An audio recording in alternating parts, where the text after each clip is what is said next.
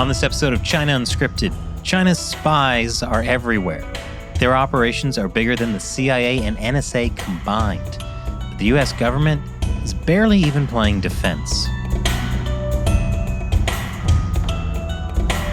Welcome to China Unscripted. I'm Chris Chappell. And I'm Matt Gnezda. And joining us today is Nicholas Eftimiades.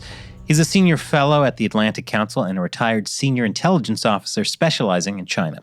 Over the past 3 decades, he's written several books on Chinese spying operations, including his latest book, Chinese Espionage Operations and Tactics.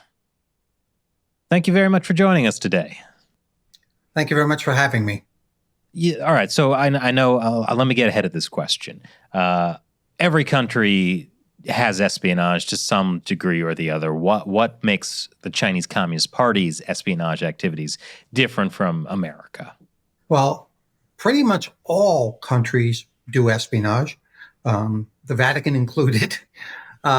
Really? Against the devil?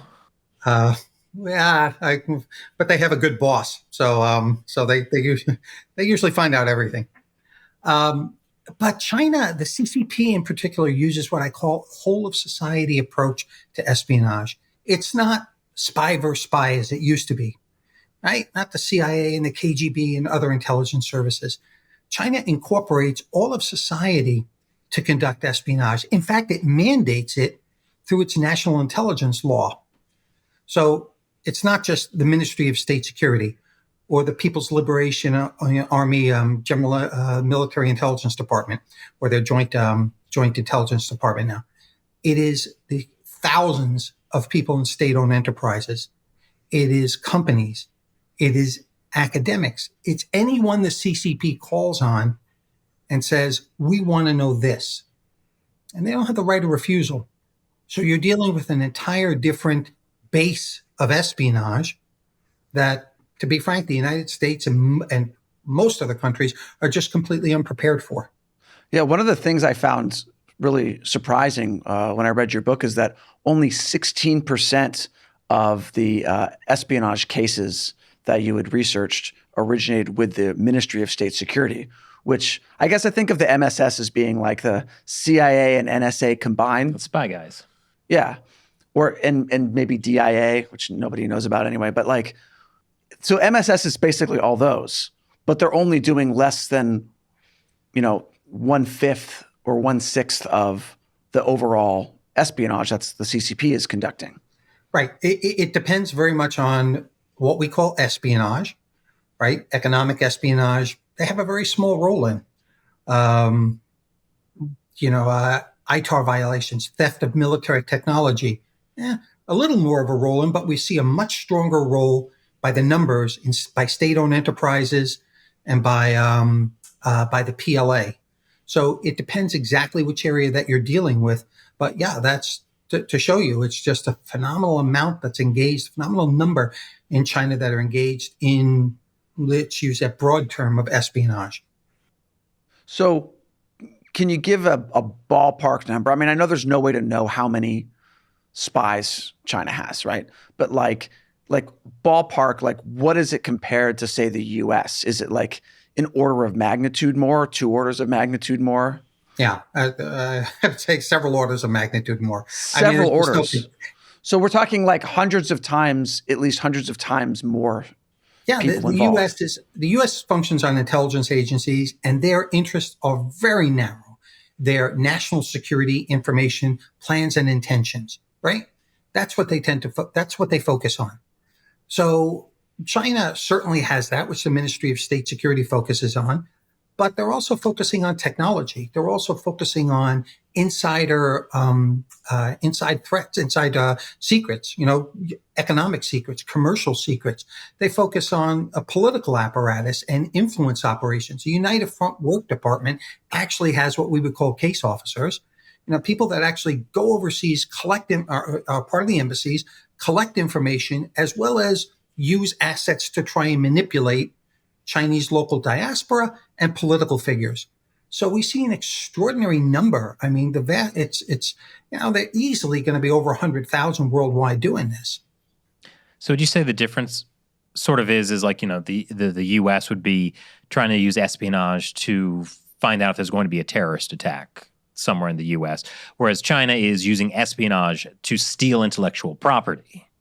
That they're using espionage for both, to find out where the terrorist attack is going to come from, what the U.S. strategic planning is, what's happening in the South China Sea, what U.S. naval deployments look like, as well as, and that's the small part of it. The much larger part of it is the intellectual property being developed by companies. The cutting edge technologies that we are developing. That's the larger part of their effort. Do you have an idea of like how big of an impact that economic espionage has hit the U.S. with? Sure. Well, my estimate, and I'll say was the lower estimate. The U.S. government estimate is higher. Mine is about, let's say, near $400 billion a year, $386 billion a year. $400 billion is lowballing it. Yeah, that's the low ball. The upper and that's per year, right? Per year. So do the math on that for any number of years. And yeah, that's more than I make in a year. You're damn right. Yeah, so it really is big business for them. Well, the solution is for America to start doing economic espionage, and we can steal the technology of how to make knockoff Homer Simpson slippers. Yeah, the problem is it leaves us in a poor position. Defending is very, very tough. Offensively, the United States doesn't have a policy and never has of doing that type of economic espionage. It's not in our interest to do, so we don't do it. So we really are left in a completely defensive position. So it's like if you're playing basketball and the only thing you do is defend, it doesn't matter how good you are. Eventually your opponents are going to score and score and score again. You got to give that basketball player a gun. Yeah. Yeah, that's another great option. So how is this economic espionage being carried out? Are they airdropping a Chinese spy to sneak into HP laboratories and steal stuff? So there are a number of different forms of what we call tradecraft, which are the espionage techniques that are used.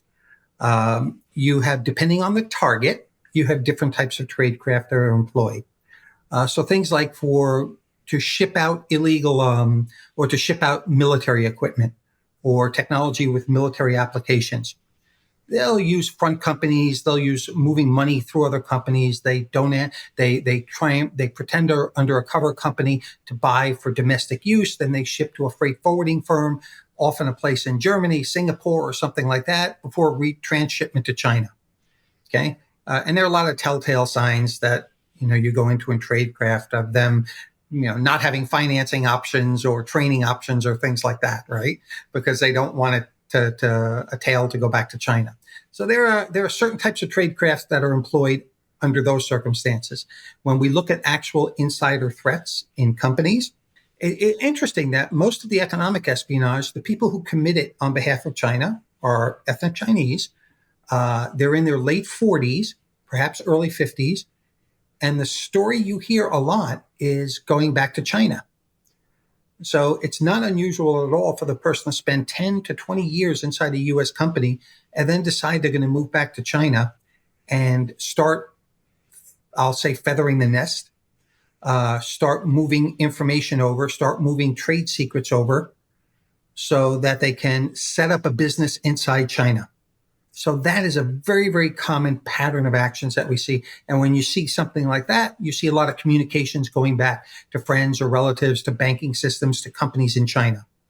So the little telltale signs the insider threat community would say. And then still more, we have that which occurs in the research or academic world, where people have, let's say, one foot between either camp, in the United States and in China. And they're making money from China by basically using the same research that they've done in the United States and replicating it in China and training Chinese students and getting lab funded. And you can remember the Lieberman case in Boston, where he was getting $50,000 a month, I think it was.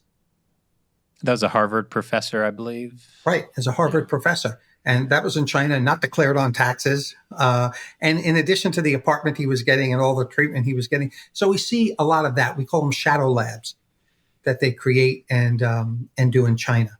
So lots of different methods depending on the type of activity that they're conducting. And so I guess with the Lieberman case, we have a case where they got an American national to do the work for the Chinese Communist Party. It's not just Chinese nationals. Though a few years ago, I know there was the Trump administration tried to put a ban on Chinese students from military-linked universities coming to the U.S. and studying in fields related to national security. So I'll tell you a story about that summer, I think it was summer of 2021, when the U.S. government arrested something like 4 Chinese military researchers who had lied about their military affiliations on the visa form, said they were from civilian universities and such when they were actually from military universities in China or military institutes. The FBI arrested 4 of them, and almost 1,000 of them fled the country. Wow. There were another 1,000 researchers that just got on planes and left immediately, and they were all military affiliated. Wow, so the scope really is huge. Yeah. And that's not that, I guess, with those kind of military researchers, that's still not even really touching necessarily the kind of economic espionage. No, it's advancing China's military. And I mean, the crazy part about this is it's not in, they're paying full costs on tuition, which the Chinese government is sponsoring. So it's really not in the academic institutions, the U.S. academics institution, to look very, very detailed or look very hard at the person's background. They're, basically getting tremendous access into our research base. So it really is a threat to the country. So that seems to be the clearest sign that something fishy is going on. If somebody can afford full tuition in cash. Right. I mean, I think one of the things that like you look at Ivy Leagues like Harvard, and they, like most of the American students going there get some kind of help with tuition because they have a need-based system. But they expect foreign nationals to pay full tuition. But they've also been, over the last 20 years, heavily getting a lot of mainland Chinese students, right? And I guess the sort of official assumption is that there's lots of wealthy people in China because it has so many millionaires now, and those families can just afford to pay the full tuition. There are 377,000 students and scholars, Chinese students and scholars studying in the U.S., 175,000 in Australia, 125,000 or 127,000 in the UK. If 5% were government or military affiliated, in the United States, you're talking what, 18,000? Is that correct? 18,000 people. That's crazy. And Australia in particular, because Australia has such a small population. Right. Right. I mean, it's only like 20, 30 million people or something in the whole country.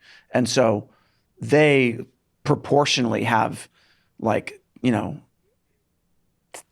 or 10 times the number of Chinese students that the U.S. does. Yes, correct. So that, because we had interviewed someone from an Australian university who was just basically overwhelmed by threats from like Chinese students, and the University of Queensland was like extremely not only unhelpful, but like actually negative towards this Australian guy for raising awareness about human rights because they didn't want to upset their Chinese students.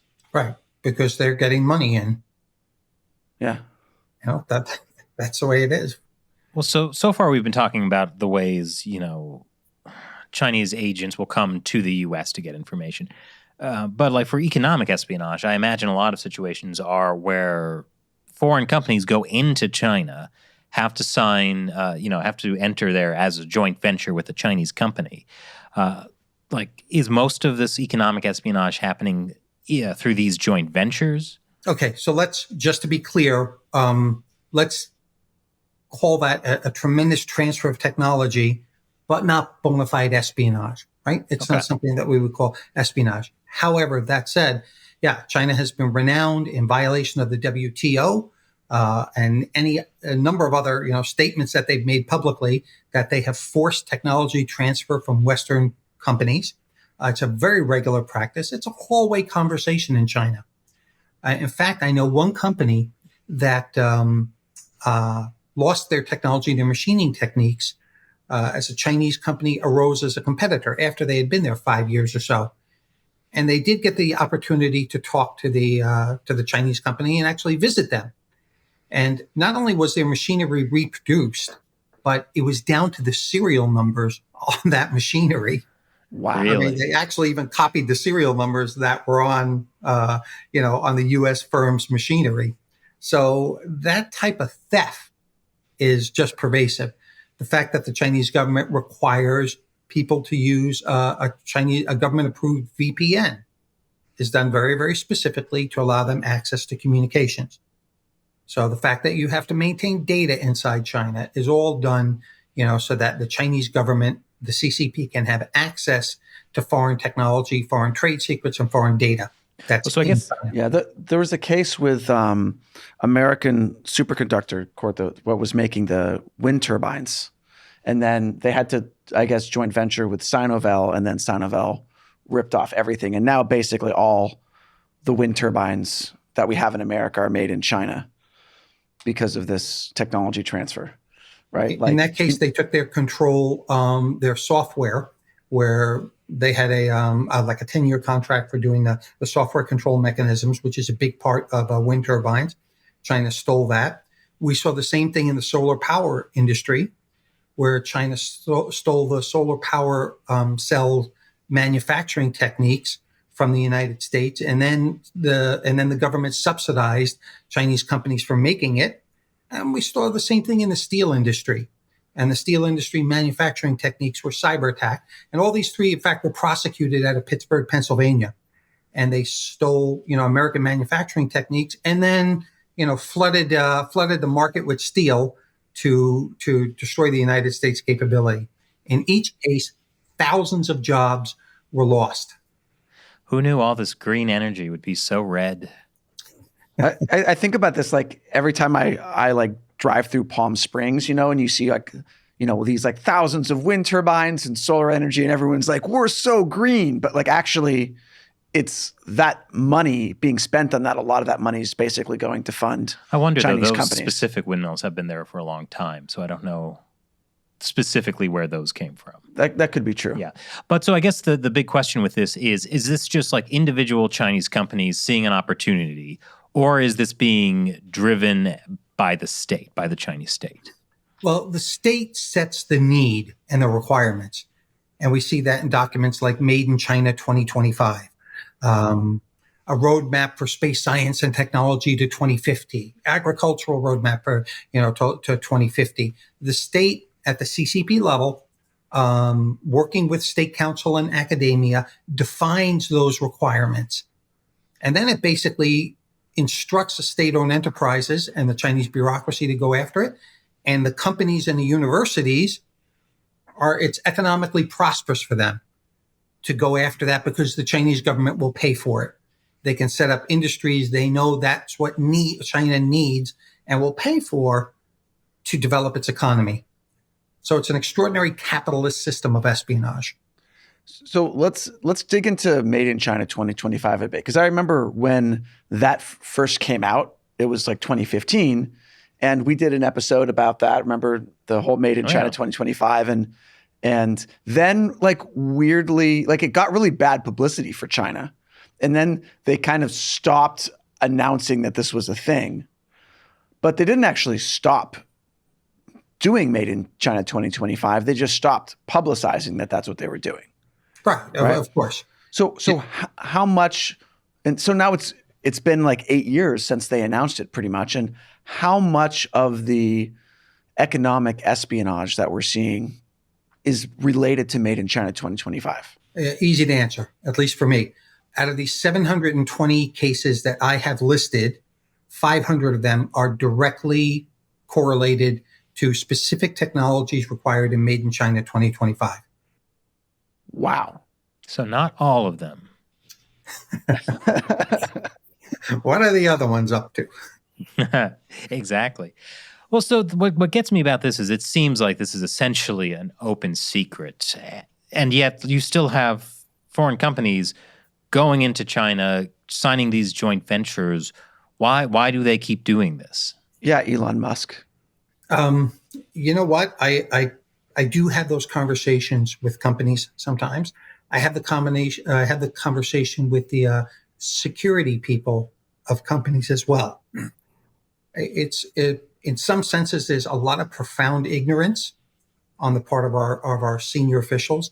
There's a very our senior company officials. There's a very American mentality, win-win, partner. We're there to share, and they don't understand the perspective of China walking into this. So I'd say that's number one, just the attitude and the approach. Number two is some companies have been quite successful, and up until recently, take Apple as an example.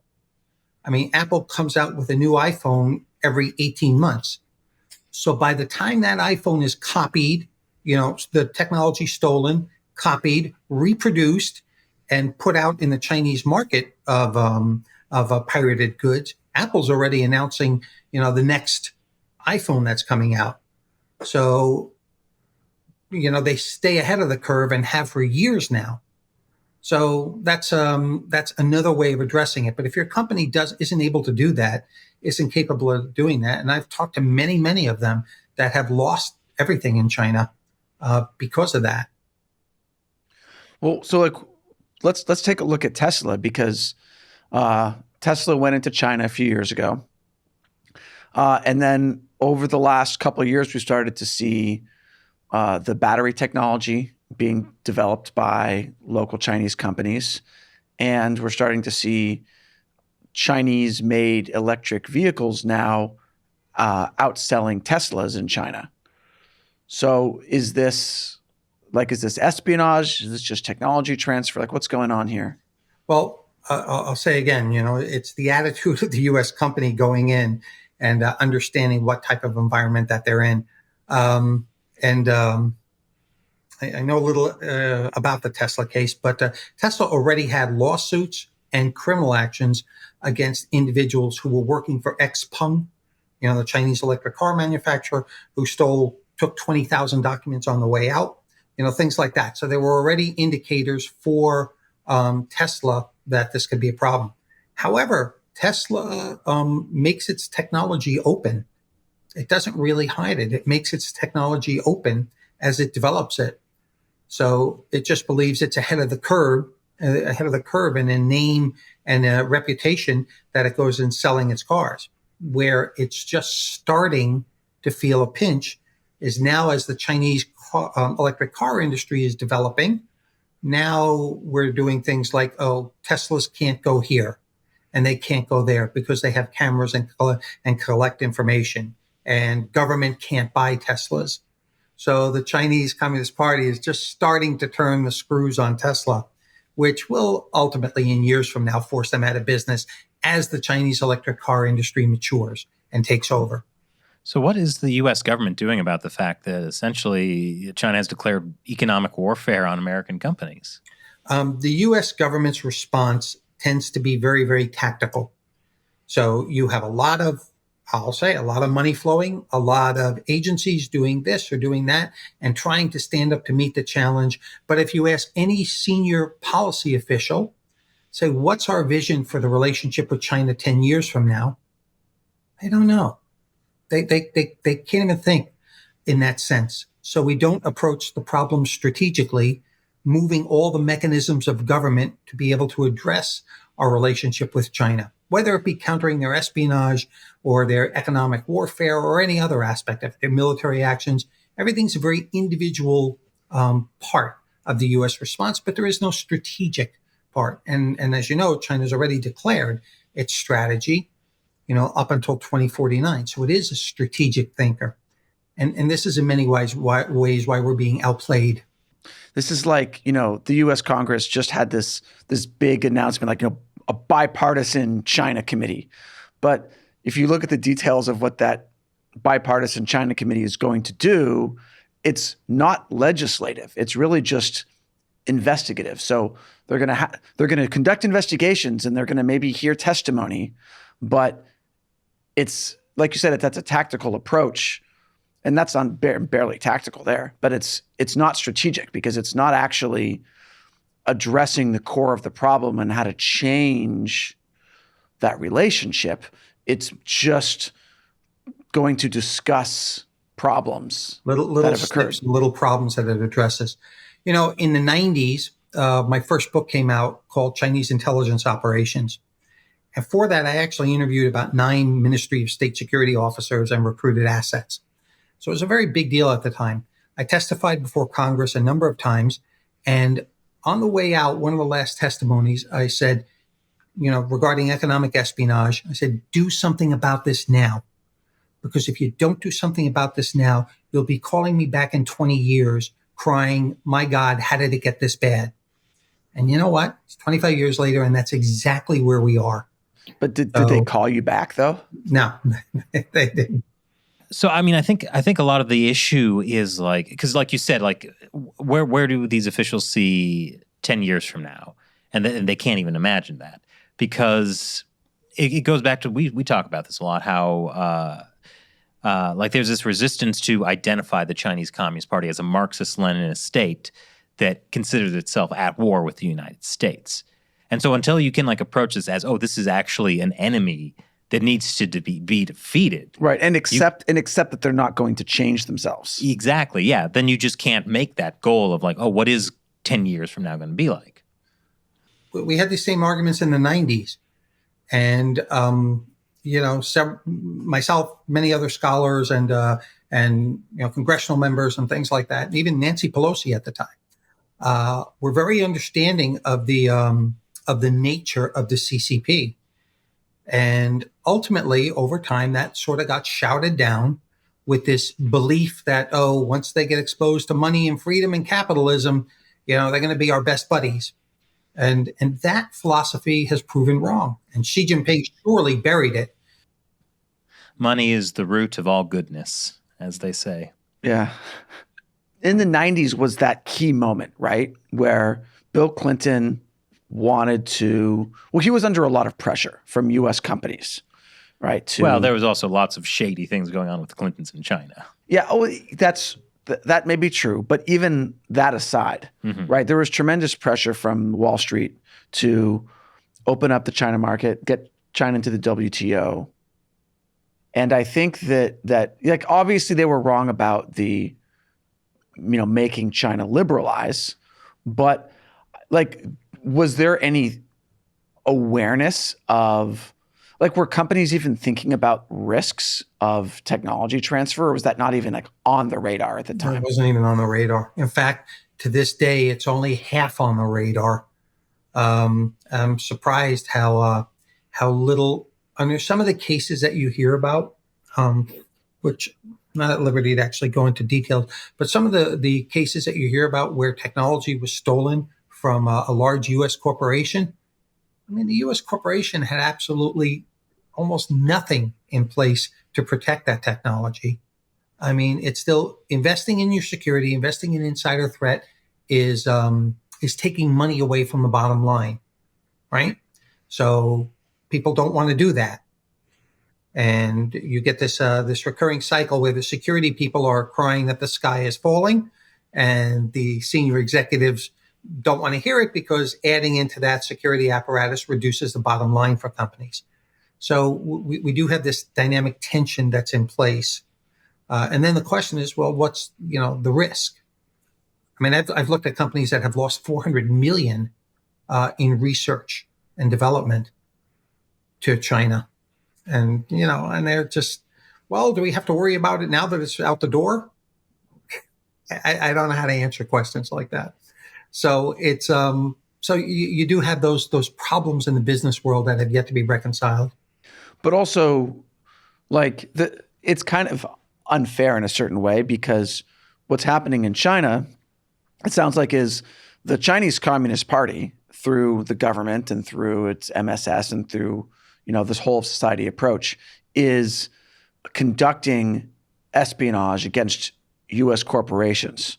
Right? But the U.S.'s approach is not a whole of society defense even, right? So even the basketball metaphor of just being on defense is not enough, because it's being on defense, but you've only got 3 players and the other team has 1,200. And I'm the guy in the audience with a gun. Yeah. You're right, and that's a key point. That the U.S. is not structured. I mean, our intelligence services, our security services are just not structured to contend with this threat. I train a lot of U.S. government agencies, and what I say is, I'm not really concerned about you folks, because the simple truth is you're going to do what you always do. You're going to circle the wagons, throw a bunch of blankets on top of your secrets, and say, "Yay, we're safe."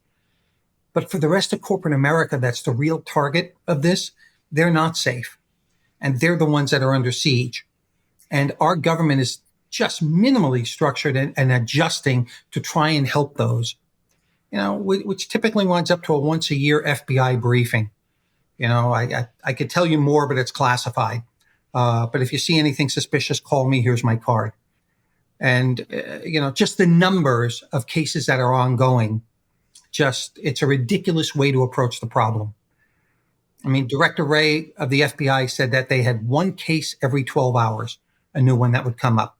That's 730 cases a year, per year, over 56 field offices. Okay. If you were to try and address it through arresting your way out of this, you'd have to increase your agents tenfold. It just isn't possible. The U.S. government has got to do better. Well, I think what's even crazier about the situation is, besides for American companies being stupid and the U.S. government being stupid, it's not as if these Chinese spies are like these, ultra-trained super soldiers. They're not like Jason Bourne, James Bond. No. Like, according to your report, most of them are untrained. Yep. They are untrained. Sometimes I have what I call pockets of excellence. Sometimes you'll see some very good tradecraft, very good training, but most times not. Like what's a stupid example? A stupid example is one of my favorites, a guy who was an approached American company to try and secure radiation-hardened chips, which were ultimately going to go to state-owned enterprises and missile and space systems, right? That's why you get radiation-hardened chips. They're about 2,700 apiece. This guy was out of England, Liverpool, and he was running a fake company from the address of his restaurant. But he was in contact with a Chinese government official and was moving money from them to his restaurant or to his fake company. And he came to the United States as he was talking with one of three foundries that produce these in the United States. And he said, we want these chips. Well, what are they being used for? Radar detectors in cars. Well, our other chips at about $60 a piece will be absolutely fine for that. No. This is the perfect chip. This is what we want at 2,700 a piece. So it's just these ridiculous things. And of course, when he came to make the deal, Homeland Security was waiting for him. And as he took it and they had found out he was sending him to his restaurant and his connections with a Chinese government official, they had meetings in Thailand. The whole scheme was actually revealed when they were all meeting in Thailand. And this is just ridiculous. They sent a guy who didn't know what the chips were for, who was paying an astronomical amount, $250,000 for chips, with a ridiculous cover story. So those are the kind of stupid situations you can run into. So why would somebody who obviously is untrained and doesn't know what they're doing want to do that kind of spying for China? Well, there are three that come up. One is serve the motherland. And I've seen a number of cases like that where people want to do it to support China, serve the motherland. Two is in a case like this where it's maybe a one-time deal, the cash benefit, just doing it for the cash. Most often, these types of cases are done to establish a business in China, right? To either moving back or sending the vaccines back, which we've seen with Pfizer recently, to actually start production and start a business in China. So those are the three motivation factors. Well, since it's been so negative and bad about how stupid the U.S. has been, can you give us any more stupid Chinese spy stories? I think we need a little more brevity. That maybe we aren't totally screwed. Well, these are the ones that we catch. Uh-huh. So you know what? We don't really know what we haven't caught. We don't know what you don't know. In other words, Yeah, there are lots of cases. The kid who walked on a military facility in Florida, whose father was actually with the Ministry of Public Security, taking pictures and saying, "I'm just a tourist." Okay, taking pictures of the radar facilities, but you're just a tourist. Yeah, and walking right past all the signs that say "No trespassing," "No walking here," military facility, etc. Ridiculous, behavior and cover. One guy who actually traveled to New Jersey to buy parts for missile systems, and literally told the person he was talking to at the time, he didn't know, came to be an undercover DHS agent, said, "Yeah, well, I'm very, very closely associated with the state-owned enterprise for building missile systems, but don't tell anyone that, okay?" All right, yeah. He's telling that to the special agent who's undercover, investigating him. Just lots of stories like that. So I was hoping this would make me feel better, but it's actually making me feel worse, because if that's the quality we're up against, and we're still losing so badly. Well, there's a saying that's decades old that an FBI agent actually came up with. And he said, if you deal with the Russians, it's what we call the grain of sands theory. And if you deal with the Russians, if the Russians wanted to steal a bucket of sand from the beach, they would send out a sub at night. A bunch of commandos would come out of it on a boat. They'd row into shore. They'd look around. They'd get the bucket of sand. They'd get back on the boat and row back to the sub. China would send 10,000 bathers the next day, and everyone would then just go home and dust themselves off, and they'd collect all the sand. And that actually has proven out over time.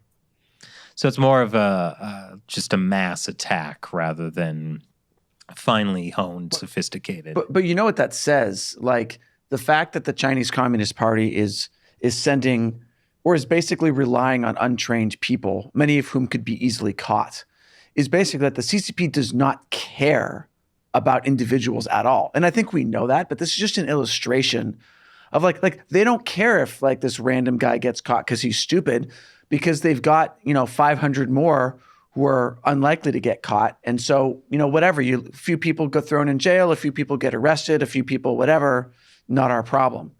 Right. That's basically the attitude. You're doing it for money, or you're doing it for this and that. I appreciate it, but they have a variety of avenues to pick from. The MSS officers are generally, when they're involved, are generally under a lot of pressure to sort of collect. So they're like, yeah, okay, he can't do it. Let's get someone else. So they have 10 people in the pipeline at any given time for recruitments and such. So, yeah. So one of the things you wrote about in your book is how the MSS is using LinkedIn. Right. Now, let's say, for example, that I was interested in getting a job, making some extra money on the side by being an agent for CCP. How could I kind of work with my LinkedIn profile and get some job offers? Well, you would flag the fact that you have a clearance. You would put up on the top where your picture is "open to work." You would identify your background as having some, and again, you get this right from Made in China 2025 or any of the long-term strategies, that you have knowledge in those specific areas that that they're interested in, and keep a minimal presence, but a non-threatening presence, right? Nothing politically, nothing against CC, against that. Interested in a job, those types of things, and they'll pick up on you eventually. And so how many people has the CCP reached out through LinkedIn? Well, the Germans did a study, and they came out with a figure of 10,000. Germany. That's just in Germany, 10,000. Right, in Germany, including parliamentarians and a number of other people. So they didn't give the results on how they understood that targeting or what it was like. And then you start going from there to France, to England, to the United States, and certainly tens and tens upon thousands. I get approaches all the time. So so like you get approached on LinkedIn, mm-hmm. and what kind of what are they saying? Like what kind of offers are you getting? No. Usually it's just the offers are very, very identifiable. It's usually out of a university, and they want you to come speak on a specific subject, and offer to pay you to do that. I mean, we've seen that again and again and again happen. So that's when you get to the offer stage. But just being identified, which is the first stage, if you're a male, you'll get an approach from a pretty Chinese female in a field that has absolutely nothing to do with you. They're in cement works or something like that out of Shanghai, and approaching you just to start contact. In fact, that job of identifying people in the Ministry of State Security is typically done by interns, or at least I'll say a few years ago it was done by interns. I'm thinking more and more it's done through artificial intelligence, probably, but years ago it was done by interns. I always thought it was done by beautiful girls working in cement factories. Yeah. I have to re-examine my love life.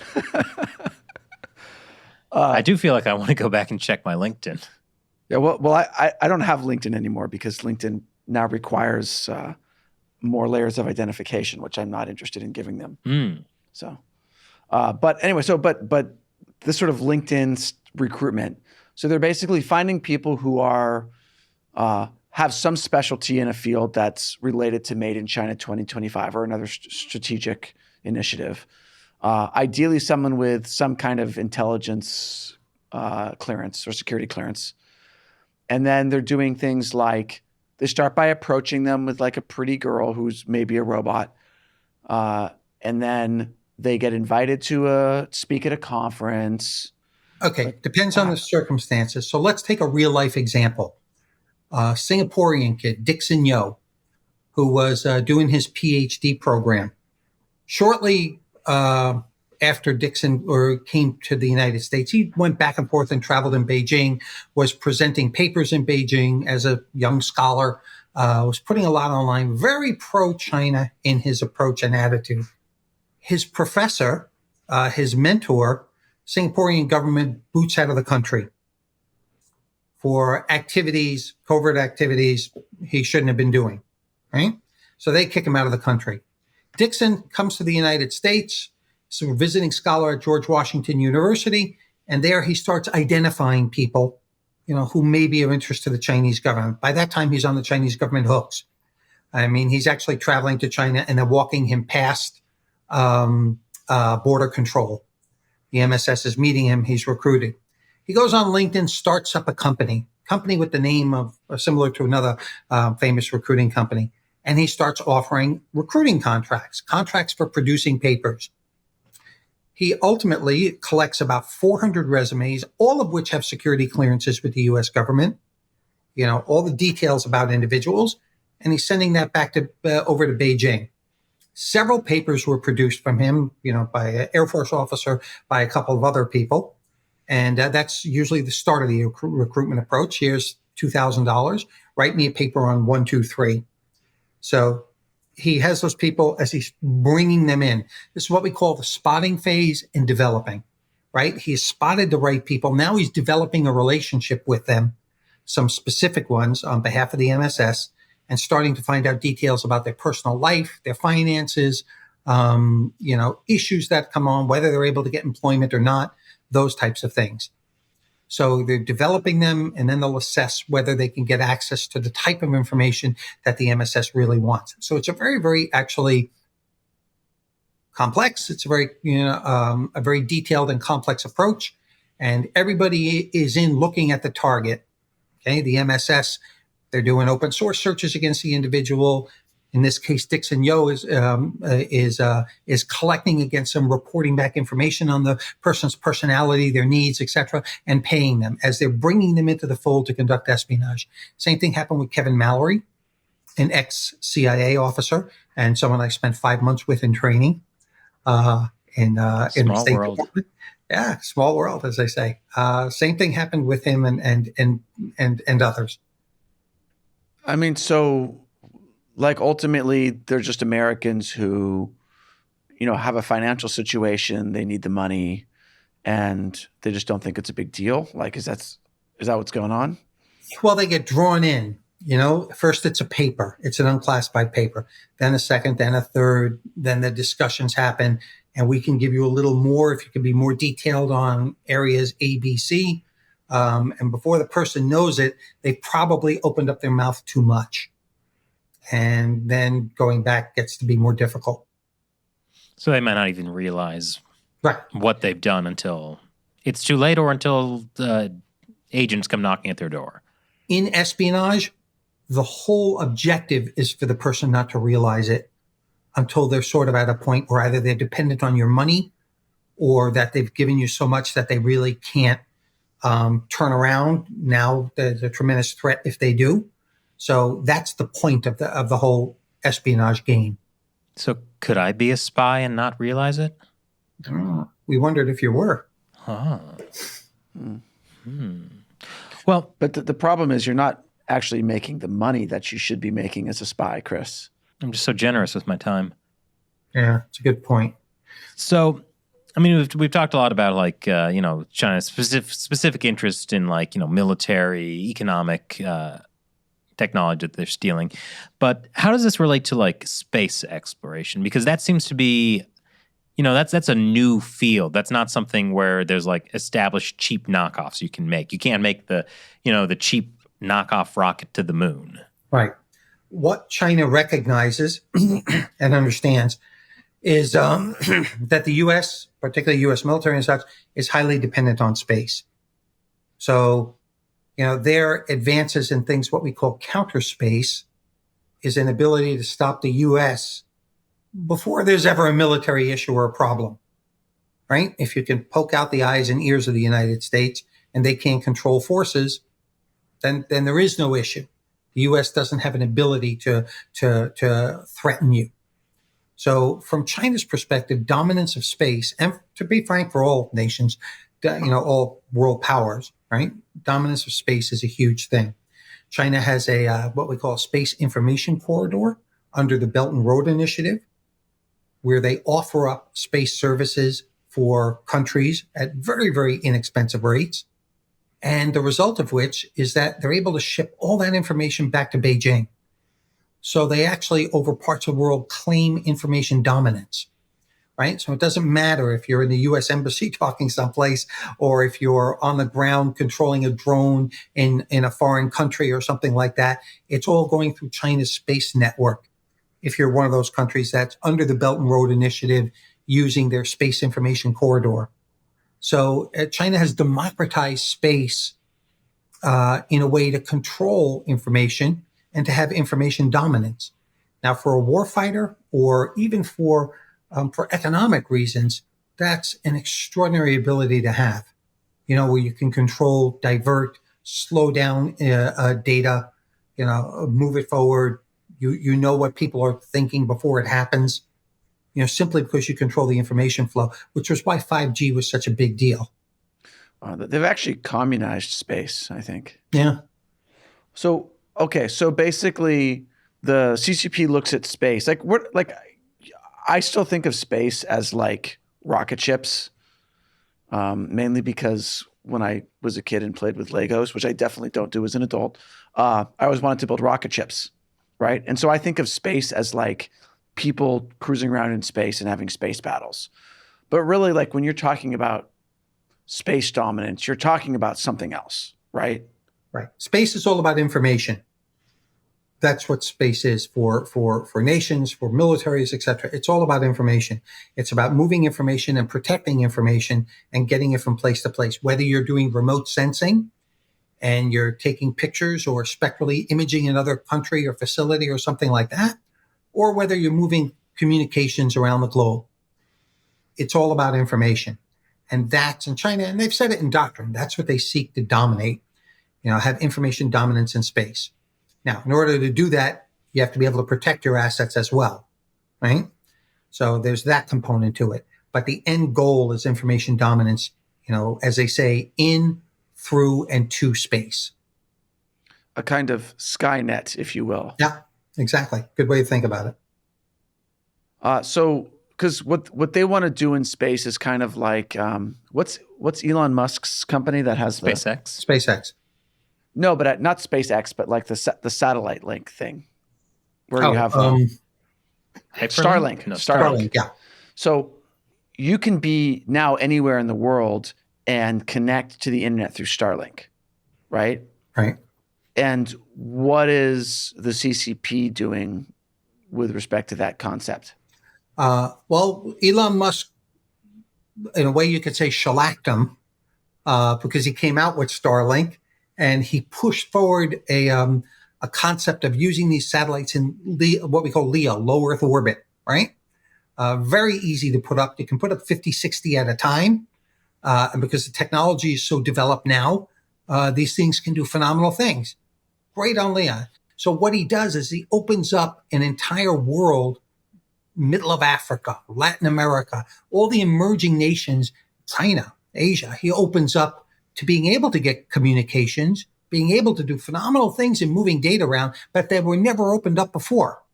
Right. So this is what happens with Starlink and any number of other commercial small sat space companies.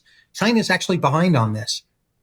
They're way behind, and they're trying desperately now to catch up because this is sort of the control of space that can go and look at the difference it's made in the Ukraine war. Musk gives out thousands of terminals, and the Russians are getting pounded because of it. They tried jamming it, and they're unsuccessful at it. So this is where the future of space is going, where the future of space security is going. And China's still not a player on this. And I guess I could see a scenario if Musk were to not care about his Chinese investments, where if there was another, nationwide mass protest movement in China, the Chinese government tries to nix the internet, Musk could put Starlink in that area, and then people have access to the internet. Right. And that worries governments all over. Surely not the U.S. government, who is completely benevolent and has no ill intentions. Yeah. Anything out of any government's control is always a worry. So with the CCP doing all this espionage, I know a lot of it's in the U.S. and, most of that is in Silicon Valley. But what about Taiwan? So out of the bona fide espionage cases I have, which are probably, 120 espionage cases. Like James Bond kind of stuff? Like military, plans, intentions, political information, things like that. Out of those, worldwide, fully half of them are Taiwan. Wow, that's a huge portion. Right. So when you start talking numbers, like, you're talking 700 other cases and 120, whatever it is, half of those being Taiwan, that's a big number. Okay. So I imagine it's in some ways it's harder and in some ways it's easier for the Taiwan government to deal with this. So how is Taiwan dealing with it? Better than they were. The court still will sentence a person to a year in jail for espionage. It's not a very, very serious crime in Taiwan. However, I'm a little older, so I can remember going through many years where Taiwan prosecuted no one.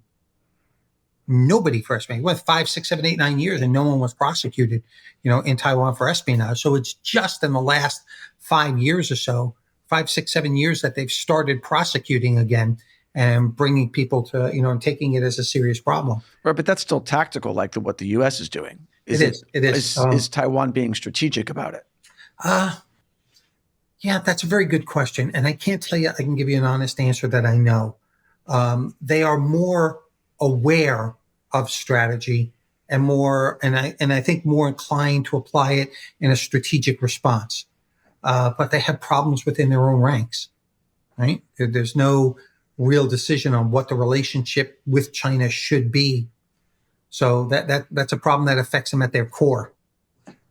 But as strategy goes, I'll tell you, they've told us a few times, you've got to understand China's strategy on this.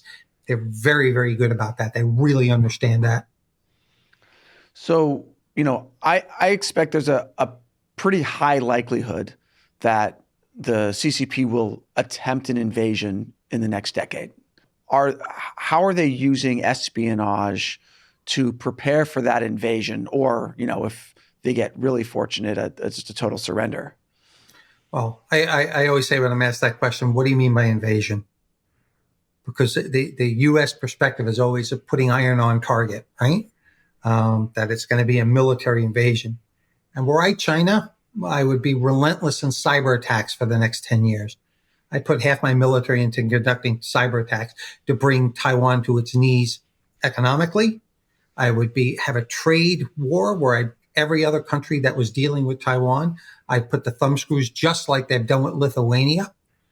I'd apply that to every country that was dealing with Taiwan, and I'd soften them up for a year to see how that goes. A military conflict might not even be necessary, and it's certainly not in China's interest to do, particularly if there's an idea that they could lose a lot of people or that they could lose it, lose the conflict itself, because that means the end of the CCP. So I think it depends on how they actually apply it.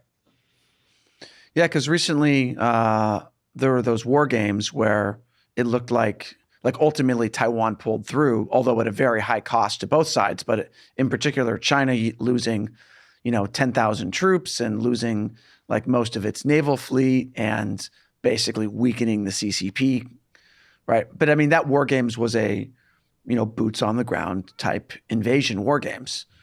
Are there war games that are not boots on the ground war games that are actually looking into this kind of cyber economic whole of society approach? Good question. I actually thought of putting that together at one time.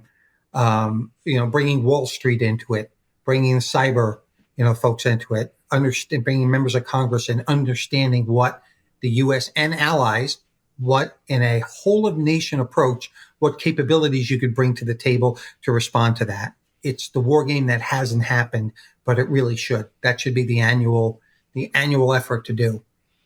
So how do you make that happen? You don't make it happen in a government that is tactical and doesn't think strategic at the approach. You potentially do it through a university. You potentially could do it, through a think tank. You could do it through a number of other ways to be able to do that. But I really think it's something that's been on my plate for a while, but it's something that absolutely should be done. Well, so then I guess this brings us to what can America as a whole do, and what can individuals do?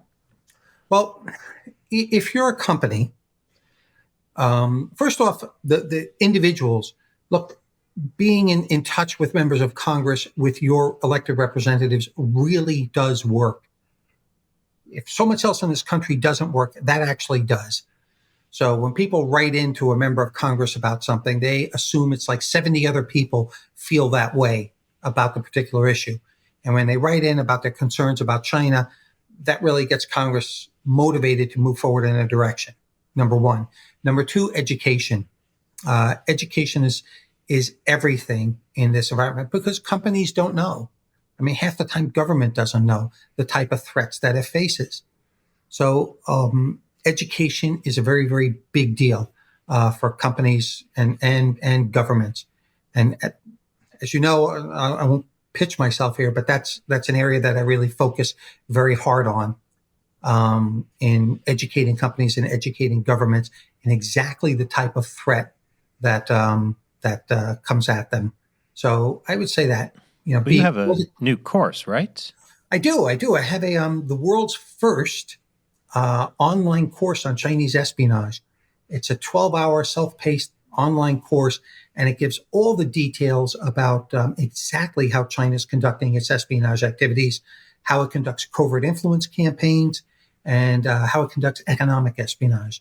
So it's very detailed for professionals, but I think anyone with a strong interest will really get a lot out of it. Cool. We'll definitely put a link to that below for anyone watching who's interested. Right. But yeah, like what else as a whole society approach? As like a viewer of this show, like what, besides taking the course, I mean, like what could a typical viewer do? Well, as I said, typical viewer can express their concerns, not only to their, first to educate yourself a little on the issue, right? So, like we have discussed today, how much is lost, nearly, 400 billion a year to, Chinese theft of intellectual property. Educate yourselves just a little on the issue and then push this at a state level, because states like Florida and Maryland and others have just come out with laws on trying to abate China's theft of technology. Chinese espionage. They've actually pushed this at state levels, which is long overdue. I would say push this in the university environment. For anyone in the university environment, and I hope a lot of students see this, it's an opportunity to educate yourself and to understand the pressures and the influences that are on universities and think tanks. So there's, leveraging strengths at the state level, leveraging strengths at the congressional level, educating yourself so you're able to do this. I mean, it just takes a simple email, once you have to express your concerns and interests. And if you're in one of the many thousands in the law enforcement or insider threat or security field, this is an issue of being vigilant and understanding that is a primary threat today that's facing you. I mean, the military knows this. I've actually heard in the Pentagon, the norm statement is it's China all day, every day. So that body, taking them 2 decades to get here, but even after during 9/11 and the focus that we've had on terrorism since, that body is coming to understand that this nation state poses a considerable threat to the United States. So I think people are starting to come to that side and that understanding. And of course, watching your show, what a way to educate oneself. I agree. More people should watch the show for longer periods of time. Costs you absolutely nothing to be in the 50-cent army. You're not going to take it with you. Right. Okay? Period. I mean, you're the expert, so, people should follow what you say. I am. Getting people to jump over the divide to actually do something is probably the biggest problem, right? They don't believe that writing a letter to their congressman or senator is going to do anything, but it does. They don't believe that educating themselves that they can make a difference, but they actually really can. And it's important that they just believe that and understand it and try and move forward with it. Yeah. I mean, absolutely. Like if the people in like the top levels of these corporations or in government knew that China was a Marxist-Leninist state that was the enemy of the U.S., these people watching us would make different decisions. So that is a way to get things done. We have to take back society. Right. Yeah, that's exactly it. You have to be an activist on this. And if, 1,000 people are writing to company XYZ and saying, you know what, I'm not really thrilled about the fact that you're, not addressing any of the human rights issues in China and that you're ignoring them, so I can get my 69-cent piece of plastic. I got it. But there's some things that are important that really need to be addressed. And it's your obligation to have that social responsibility as a company to do that. I feel very important about that. I feel very, that's very important. You need to do that. I mean, if you could get hundreds of people to write to just one company, you would change the nature and the direction of that company. But it's getting people off the dime. And so I hope every one of your viewers will come out with a different attitude, an activist attitude on what to do about this problem. Yeah, maybe we could figure out some way to lead that, have some specific initiatives for people to do. That's a great idea. Yeah, let's keep that in the back of our minds. All right. Well, thank you so much for joining us. I hope after 20 years, a lot more people will come running to you crying. I'm not sure how to feel about that, but thank you very much. I appreciate it. And thank you for what you do. It's extraordinary, the difference that you're making. I'm actually just overwhelmed. It really is amazing watching one person make multiple people make so much. Well, how I benevolently have sacrificed and bled with my sweat and tears. For the good of mankind, alone, by myself. Well, and, having great guests like you on. But outside of that, that's the dynamic. Thank you very much. Thank you. Thank you. Are you crying, Matt? I'm not crying. You're crying. Yeah, it's been great having you on. Thank you so much. Thank you.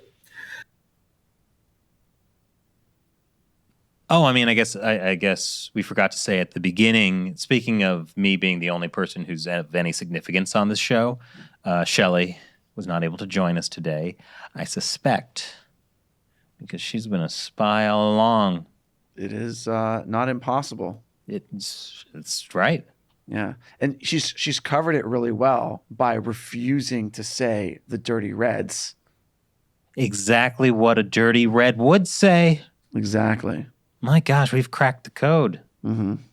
So how do you feel about all this, knowing that America is losing nearly $400 billion a year to Chinese espionage, and that most of it's being done through relatively incompetent people?